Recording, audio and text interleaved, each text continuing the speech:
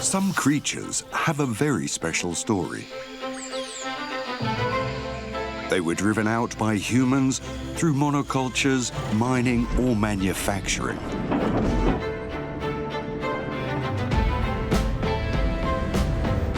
But in some places, nature is reclaiming its own. These are stories of change and of hope.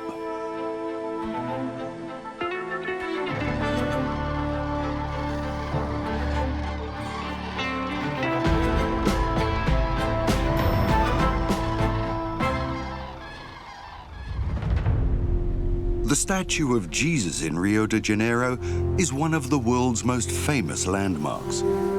Beneath the outspread arms of the Lord, the Mata Atlântica, the Atlantic forest, is revealed.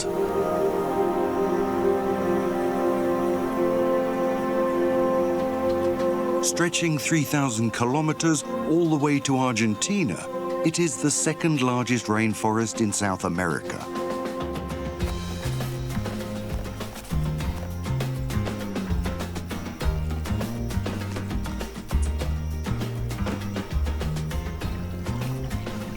Yet the coastal forest and its inhabitants are endangered.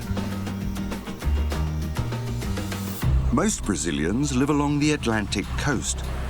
As a result, only 12% of the original area of the Mata Atlântica is still left in Brazil today.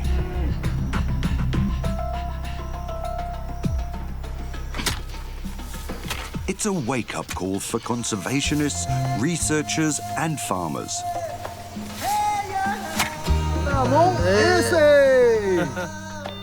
They are working together to save what can still be saved and to bring back animals that had already disappeared in some places. It's a monumental task. How can they manage it?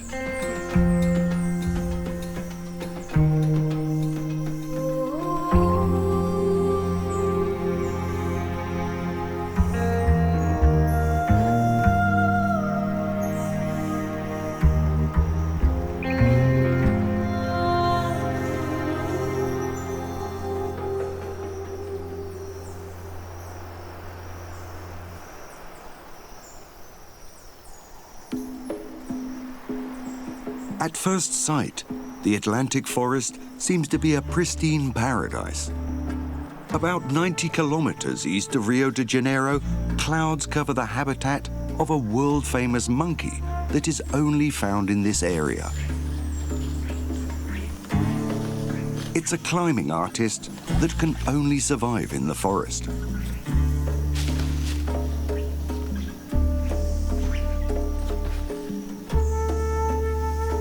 Yet its habitat was destroyed. By the 1960s, no more than 200 had survived in the wild. Thus begins the dramatic story of a monkey that had to fight like a lion to survive. The story of the golden lion Tamarin.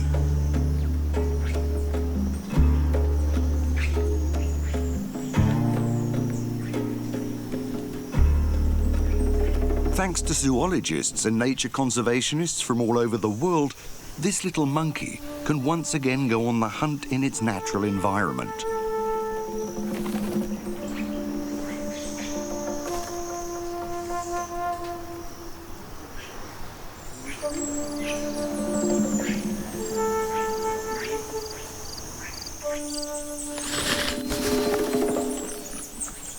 The ancestors of this insect hunter survived in zoos. The goal was to breed the monkeys to prevent them from dying out. In 1984, the first golden lion tamarins from zoos were released into the wild in Brazil. Over the decades, their population increased in a 5,500 hectare protected area. Today, there are once again more than 2,500. Yet when the clouds lift, the conditions under which the Atlantic forest and its inhabitants still suffer become apparent. Outside the protected areas, large areas of forest have been cleared. The wilderness had to give way to pasture land. Even as the researchers were releasing the first tamarins into the wild, they knew that the remaining forests were much too small to ensure the species' survival. 500 years ago, the Atlantic forest still reached far into the country's interior. Today, only a narrow strip remains, which stretches from Rio via São Paulo on Brazil's coast. Since 1992, a Brazilian environmental organization has been working for the golden lion tamarin's survival. Its goal is to create new habitats.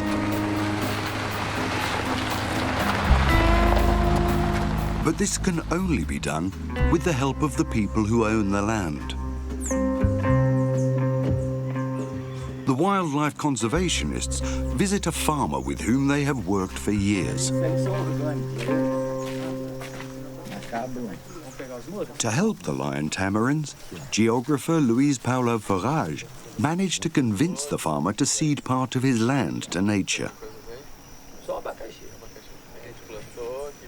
Our biggest challenge is to get in contact with the most important players, especially the landowners. What we need are more forests, and we have to connect these forests so the various lion tamarin groups find each other. This is the only way to build up a healthy population in the long run. Farmer Aiton Violento owns around 500 hectares of land, which he has been persuaded to reforest for the lion tamarins. Because with the trees come monkeys, and with the monkeys come tourists. It's a new source of income. To support the farmer, the monkey conservationists have provided a tree nursery with 80 different plant species. Among them are many fruit trees from the Atlantic forest. São pequenas, né? Mas só para simular tá bom. These are designed to help transform the pasture land into forests that provide people and animals with food. Aiton used to keep cattle here, but you can also make money in Brazil by cultivating forests and fruit trees, so-called agroforestry.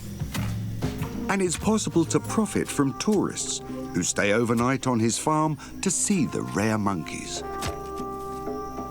Over the course of the years, Luiz Paulo has managed to convince 34 landowners that both humans and lion tamarins benefit from planting trees. Many people here know the history of the golden lion tamarins and know how hard it is to preserve them. They are an endangered species that only exists in the state of Rio de Janeiro. The whole world has heard about it, which gives people here the feeling that they're contributing to something very special when they support nature conservation. Through collaborations with landowners, 25 such forest corridors have been created to connect the lion tamarins' living spaces. No one anticipated this kind of success when the conservationists began their work.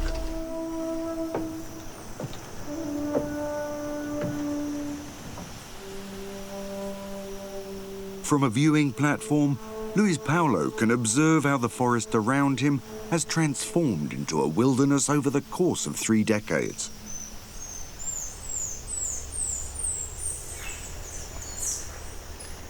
The golden lion tamarins have survived thanks to people who are prepared to give them back a piece of their home.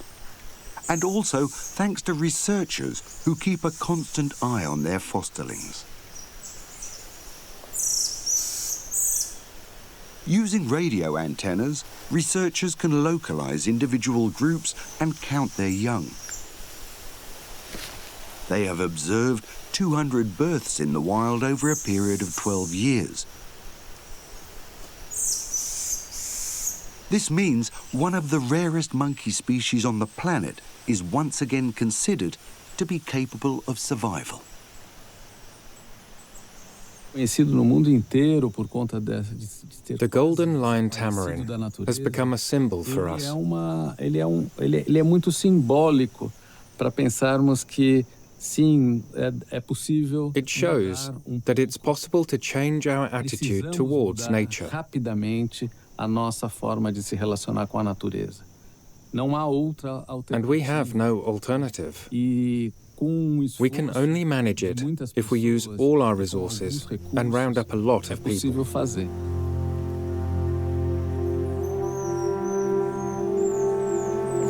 Today, the golden lion tamarin's habitat is nearly 9 times larger than it was at the start of their reintroduction. The recipe for success is to plant trees wherever possible.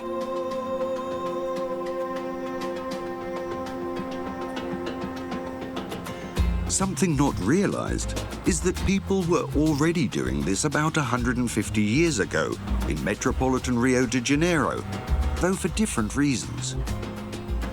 At the time, coffee plantations dominated the landscape. However, they robbed the city of water. The Brazilian emperor called for reforestation. This created what is today the Tijuca National Park, an area of 4,000 hectares. Yet this forest has a problem. The aerial image shows an isolated green oasis surrounded by the city. What it lacks is a connection to other forests.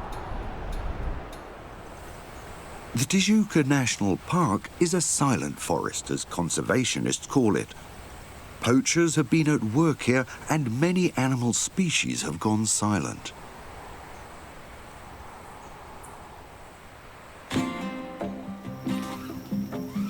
Biologist Marcelo Reingantz and his team began to change this in 2010.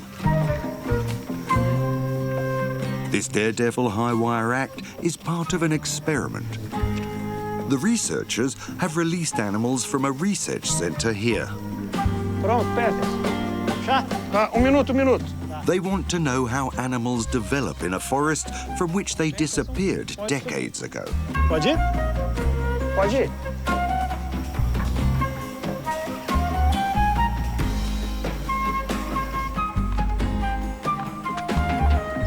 They mounted a video trap at a height of nearly 20 meters. It turns on every time an animal moves under the leafy canopy. What did the camera record this time?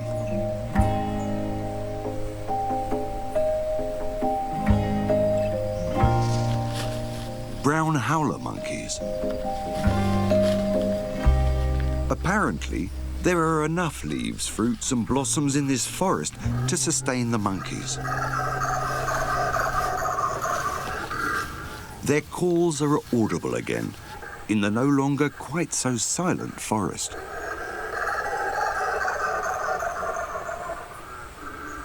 This forest is meant to become a functioning ecosystem once again, with all that entails. That's why we are resettling certain animal species that have become extinct here. As scientists, it's our job to find out which species we can do this with and when. The researchers are not only bringing life back to the treetops, there's also a new resident moving through the underbrush. A yellow-footed tortoise.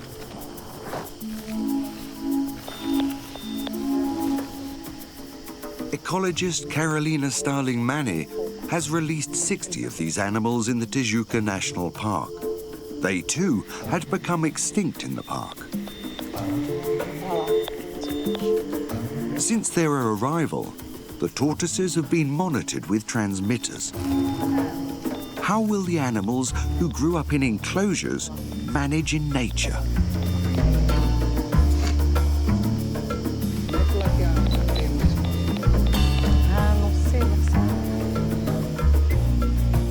The locator can track them at all times.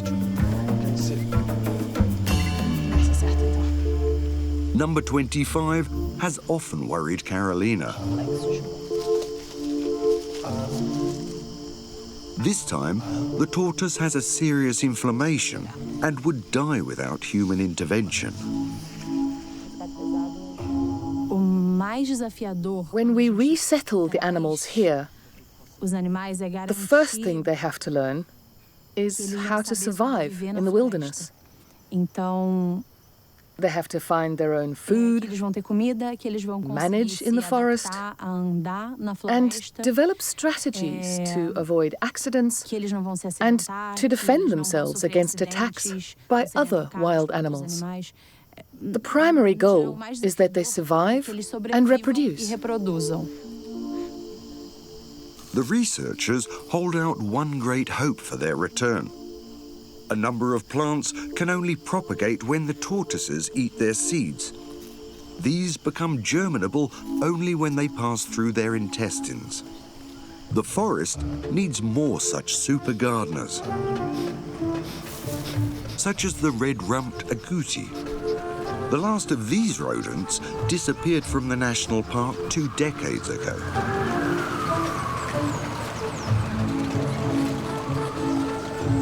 Barely 10 kilometers from the park, the woods are full of them.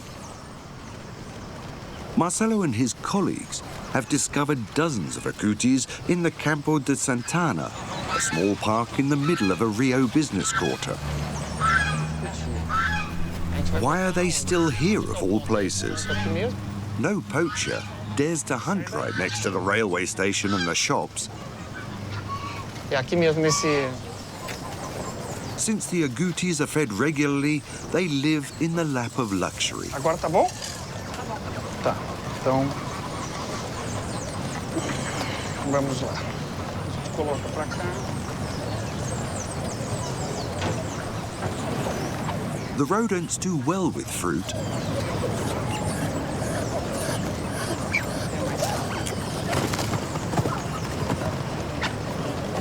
Though their favorite food is a particular nut that only grows in the national park. It's the nut of the Arara nut tree, which has become rare.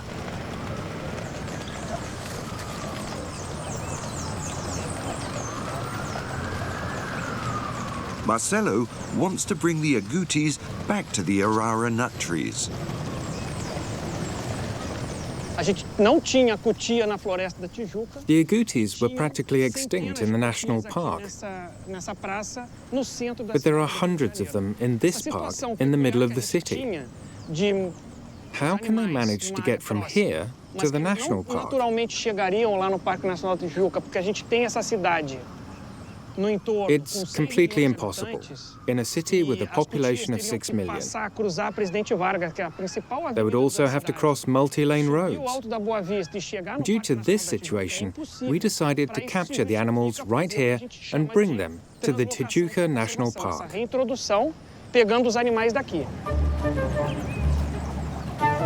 In 2010, this dream became a reality. The first 8 red-rumped agoutis were brought from the city park back to their wild homeland.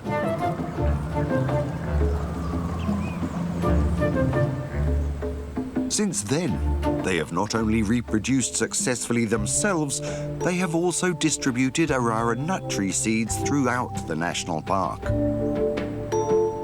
Yet a success story like this can't be accomplished with every animal in a city of millions. We're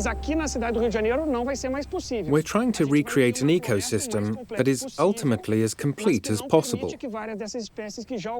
But it's impossible to bring back all the animals in the Rio de Janeiro urban area. We have to shift towards large forested regions in another area. We're thinking, for example, of tapirs and peccaries, and who knows, maybe someday even the jaguar. Such large areas can be found about 130 kilometers from Rio. This is the location of the 11,000-hectare REGUA preserve. Up to the 1990s, this area was desolate farmland, deforested to graze livestock. But that was only one reason for the destruction of the forests. The trees also had to make way for enormous sugarcane plantations. Agricultural engineer Nicholas Locke is a descendant of earlier farmers. He is determined to bring back the forest. Supported financially by the British Environmental Foundation Worldland Trust and additional partner organisations, he has planted more than 623,000 trees on his land since 2005.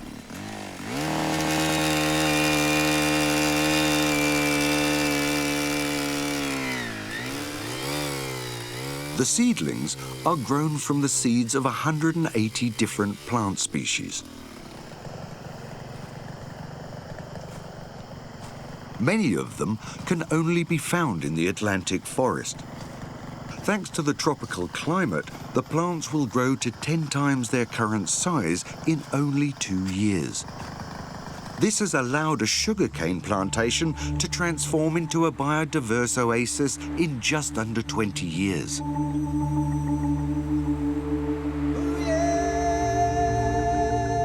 Researchers at the university in Rio use this forest to resettle animals that need more room than exists in the city's national park.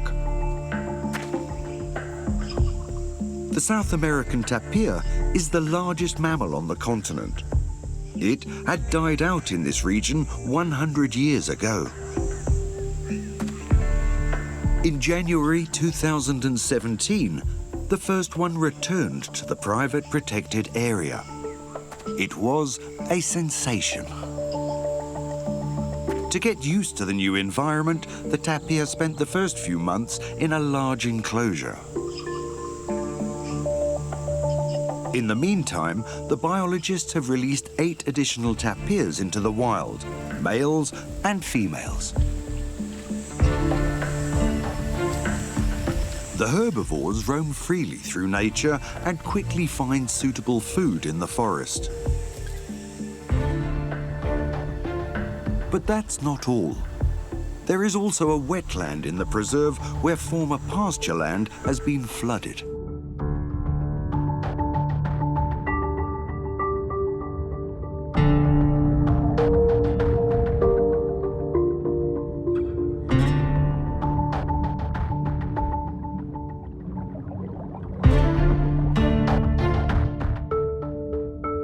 The large mammals use the water not only to cool off, they also search for water plants with their trunks.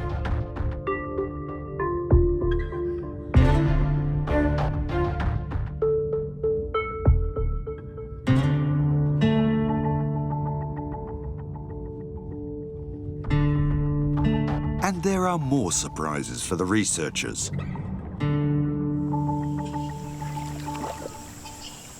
The tapirs have offspring.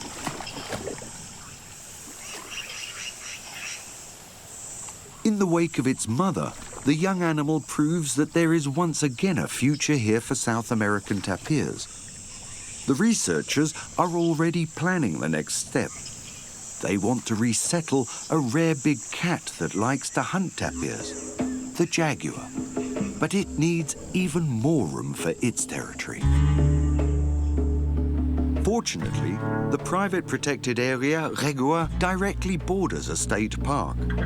It was named for its mountain peaks, Três Picos.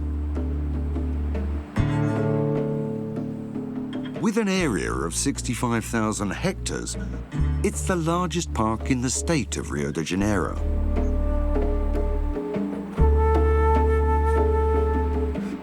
About 6 times the size of Paris. Yet the larger a protected area is, the more difficult it is to protect it.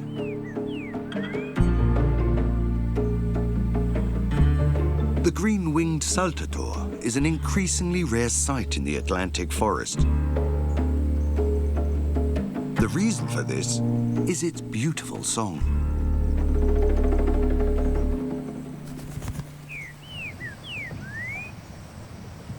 Male master singers can fetch up to 1,000 euros on the black market. They are often captured illegally in the protected area.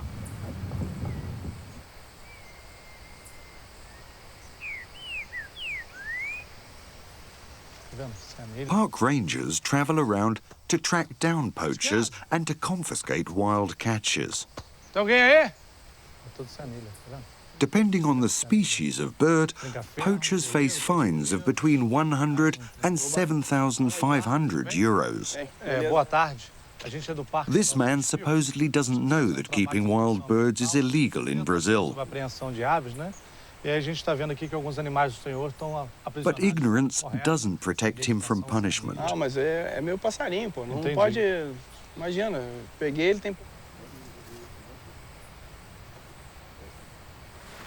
The rangers confiscate the stolen goods.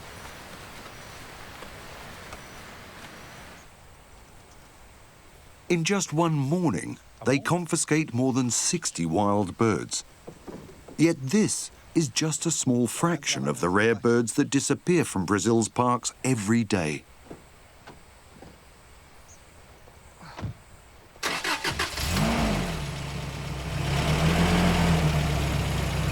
The rangers are trying to prevent the further decline of the birds.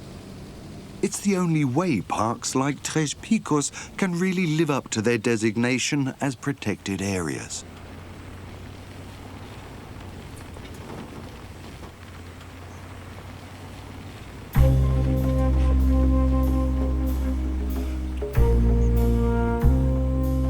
The confiscated birds are set free again.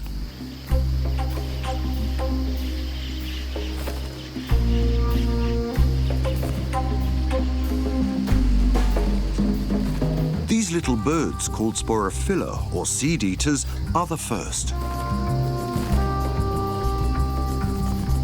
Every bird that is released can contribute to the survival of the entire species. Part of the reason the green-winged saltator is so rare is its unusual behavior. Males and females occupy large territories and only meet during the mating season.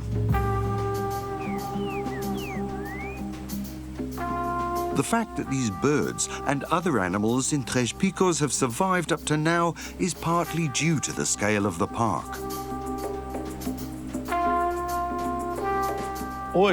Every animal that we can free makes us happy. It shows us that we're on the right path.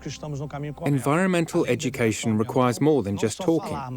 With our actions, we want to promote the fact that every citizen is responsible for nature.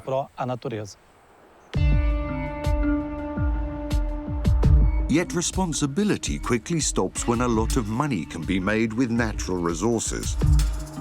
There are still many places in the Atlantic forest where the woods are being destroyed.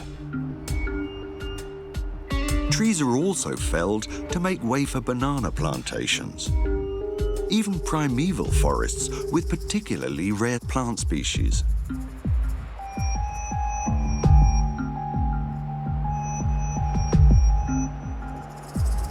The problem is, when tree species disappear, the seeds for reforestation disappear with them. On the Janeiro River west of Sao Paulo, two fronts face each other: banana producers and people who could not exist without the rainforest.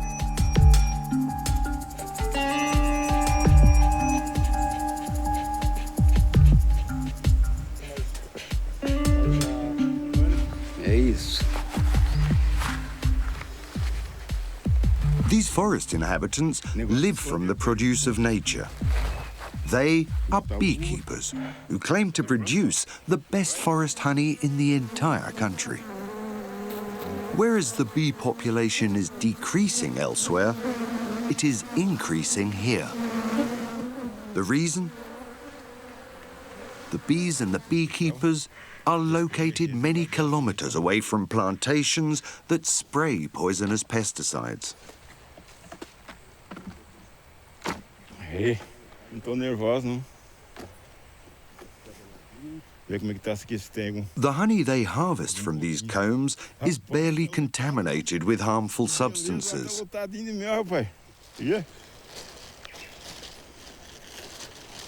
The honey yield has been stable for many years, mainly because no trees are cut down here.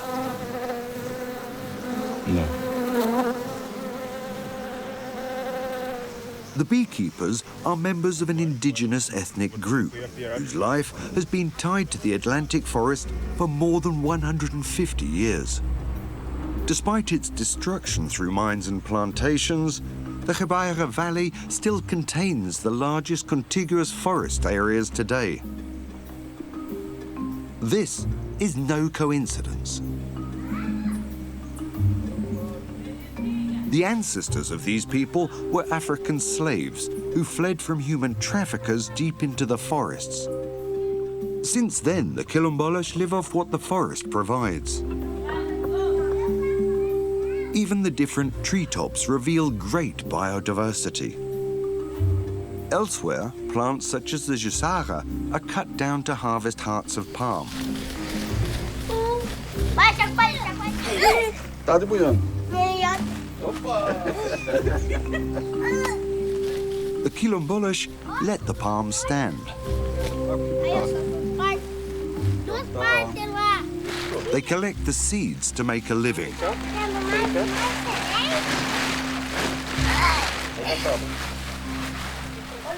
Aqui é rica mais ou menos de muita mata, né? There is a lot of forest here, with wild fruit trees that have provided us with food since ancient times. Our forest paths lead right through the jungle, with its countless fruits and seeds. There are mimosas and herbs whose berries we eat. There's a whole collection of native plants that feed not only us, but also many different animals.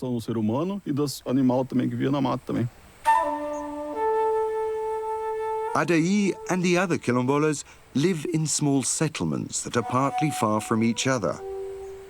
Yet they all meet in a central place to process their harvest.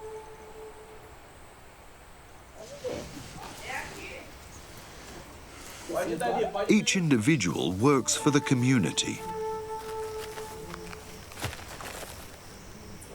For several years, their focus has been on much more than food.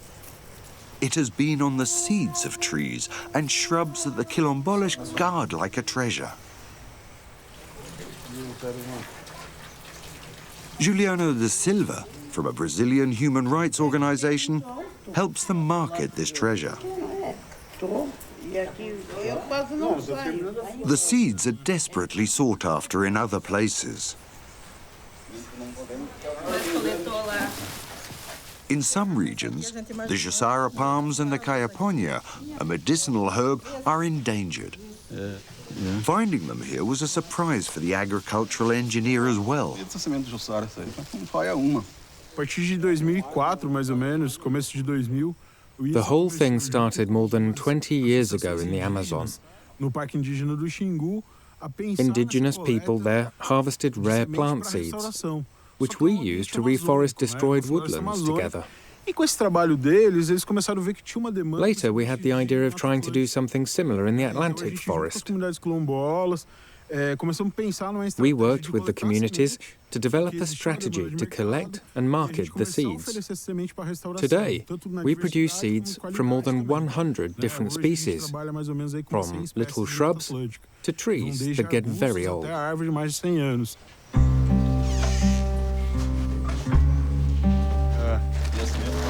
The treasure is stored in a seed bank, well sorted and cooled. From here, the seeds are sent to farmers, botanists, and environmental organizations throughout the Atlantic forest.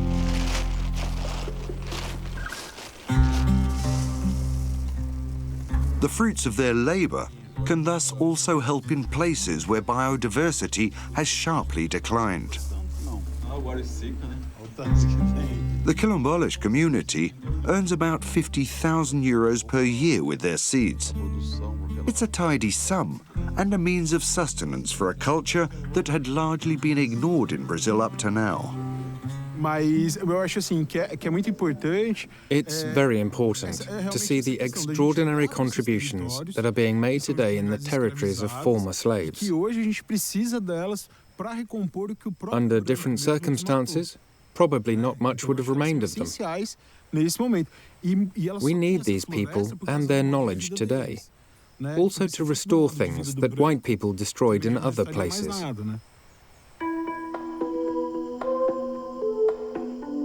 The Quilombola rare seeds end up here, among other places. A large Brazilian environmental foundation manages a tree nursery that is located 120 kilometers away.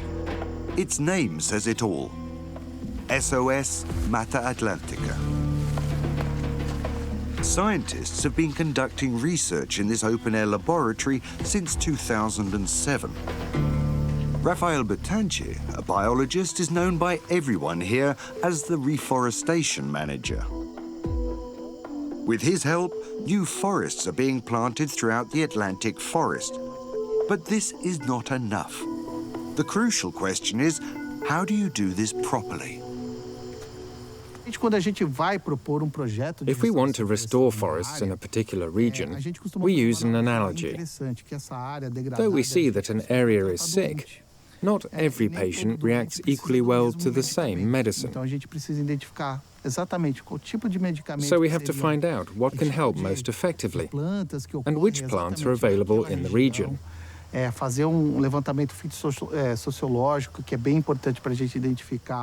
important to first of all identify the native plants in their sociological context, so to speak. Ultimately, we want to not simply plant trees, but to restore a functioning forest.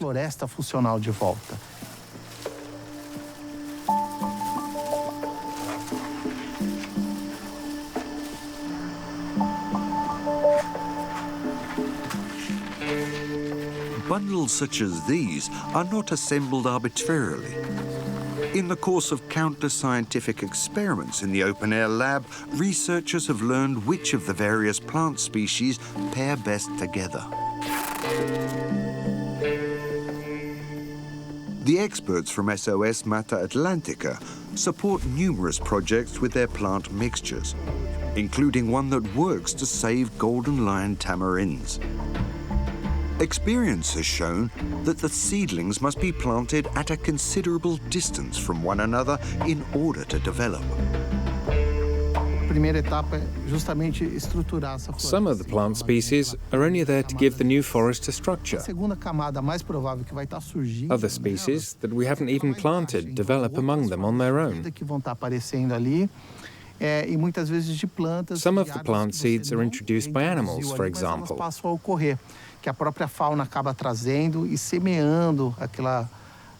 This leads part of the forest to spread out on its own over time. If everything is right in the end, nature takes over the regiment and drives the forest's regeneration on its own.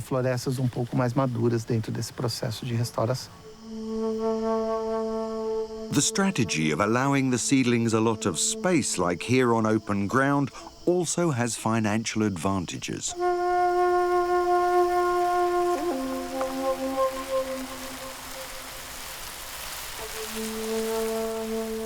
This small area is large enough to create 3 hectares of new rainforest.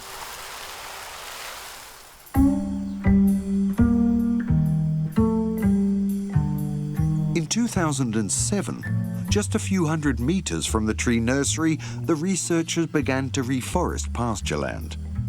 They were awarded the contract by a beer company that was required by law to renature the cleared areas around the water.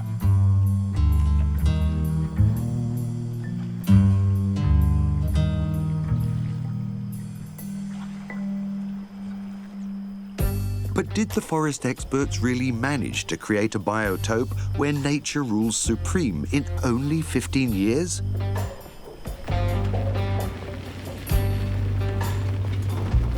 Wildlife biologists from the University of Sao Paulo want to answer this question.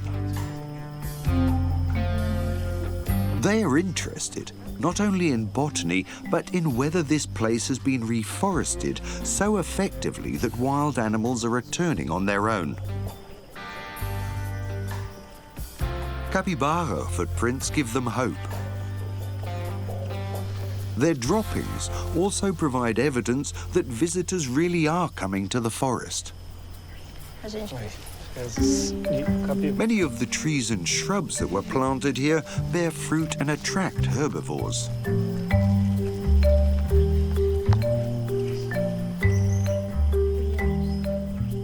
Biologists Marcelo Maggioli and Leticia Munoz are trying to find out what influence the plants have on the animal world and vice versa.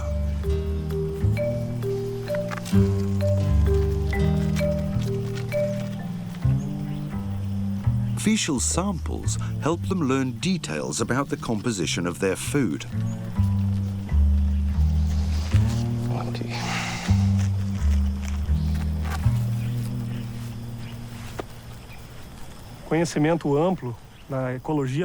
We know by now how reforestation works, but there's still too little known about how plants and animals work together. For instance, how or why they voluntarily return to such areas. Here we can observe this for the first time and investigate the role they have in the development of the ecosystem.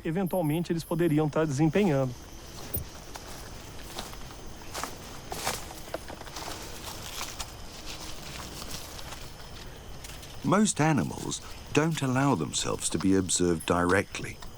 Many are only active at night.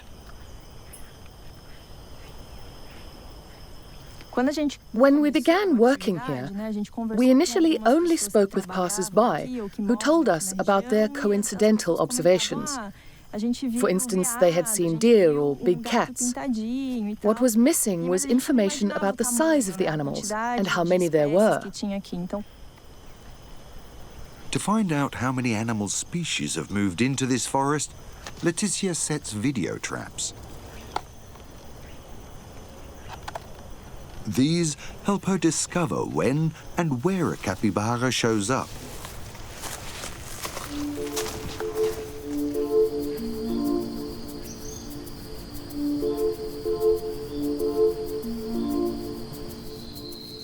An armadillo is back. It too had become rare in the Atlantic forest. And that's not all. A brocket deer. The southern tiger cat, a lightweight among big cats at only 2.5 kilos. The jaguarundi is a bit bigger. The variety of cats surprises the researchers. A cougar turns up, meaning there is plenty of prey to be found. And there's one more surprise. The big cats even have offspring.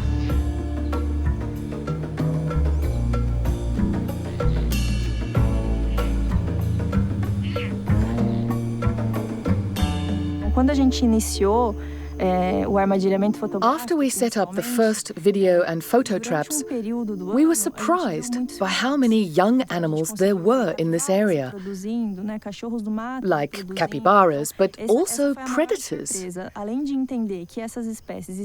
The most important thing for us is that they reproduce.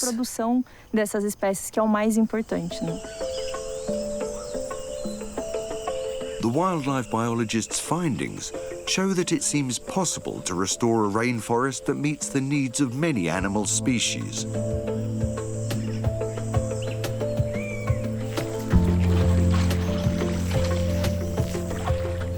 When herbivores find enough food, they have offspring, which draws hunters to the new biotope. The forest is far from being the primeval forest that once grew here, but thanks to scientific research, a biodiverse forest has emerged in just 15 years. This experiment only succeeded because a Brazilian environmental law has been consistently implemented in this region. The biotope has become a model for all those who want to bring life back to a devastated terrain. A gente teve aumento de 200% no número de espécies. The number of tree species growing here has doubled by now. Que tem, né, a floresta. The forest has become a driver for an entire network of plant and animal species. Que tem dessa estrutura, dessa teia. This sounds like very good news at first. Então isso But it makes it clear that every lost centimetre of forest still represents a gigantic loss of species. Centímetro de floresta que a gente perde também.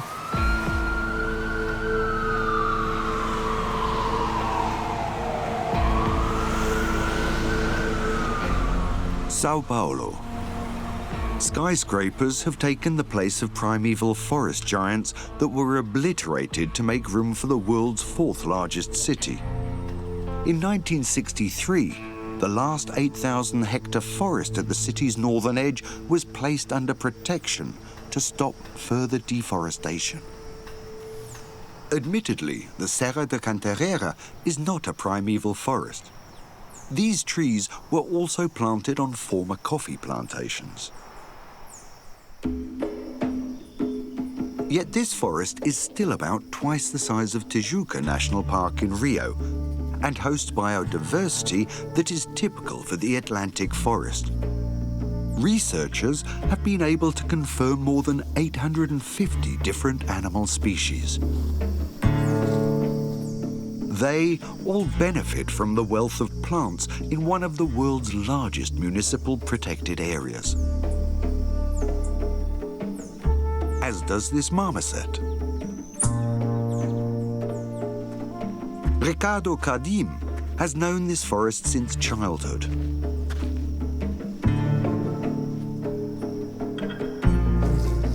Today, he works as a landscape architect. Every visit to the forest reminds him of what the megacity has lost over the course of centuries.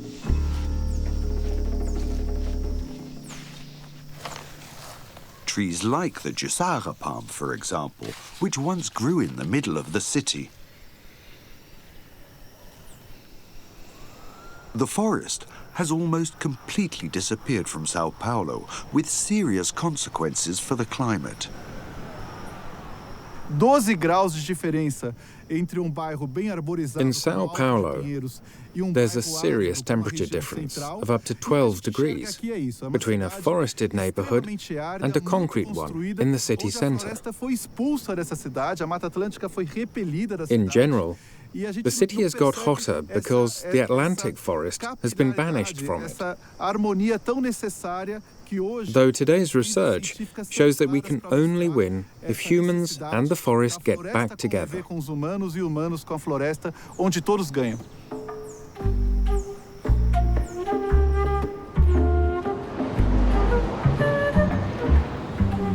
This thought turned into a concrete plan to bring the forest back into the city.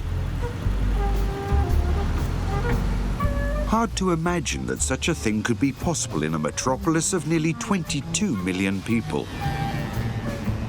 But Ricardo didn't give up. One day, he came across this construction fence in front of a church.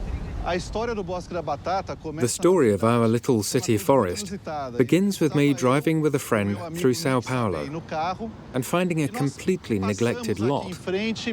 We thought, God, is this dismal? This place desperately needs some green. A little Atlantic forest. Ricardo and his friends turned this idea into a reality. Using borrowed machines, they removed the remains of a former petrol station and tons of concrete. But to green the wasteland, they needed many more energetic allies. So, we began looking for volunteer helpers via social networks like Facebook and Instagram. We wanted to spend as little money as possible. People actually donated seedlings and plant seeds. But the biggest surprise was that on the 17th of May 2017, 300 people suddenly came by to help us plant a new forest. Ice cream vendors and Harvard professors set out to create a miniature forest.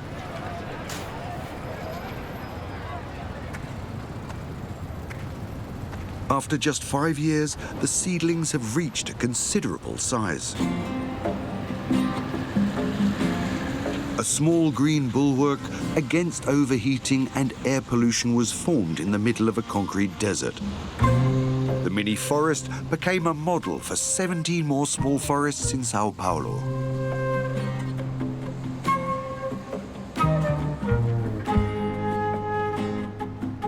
The metropolis has gotten a bit greener, and Ricardo wants even more. We have a clear vision. We want to stretch a green belt through the entire metropolitan area, so that our unique natural heritage becomes a natural component of our living city. It's my dream that we can live in harmony with the forest. The start has been made for a green belt along the Atlantic coast. Isolated forest remains are being connected via new green corridors. Endangered species like the golden lion tamarin can continue to propagate.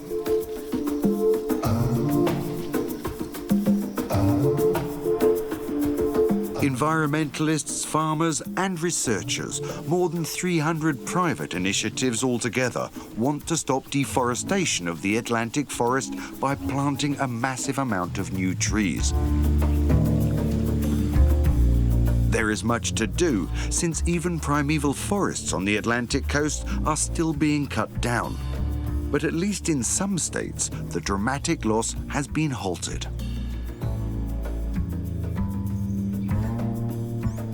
The many reforestation projects inspire new hope for one of the most species-rich forest regions on Earth.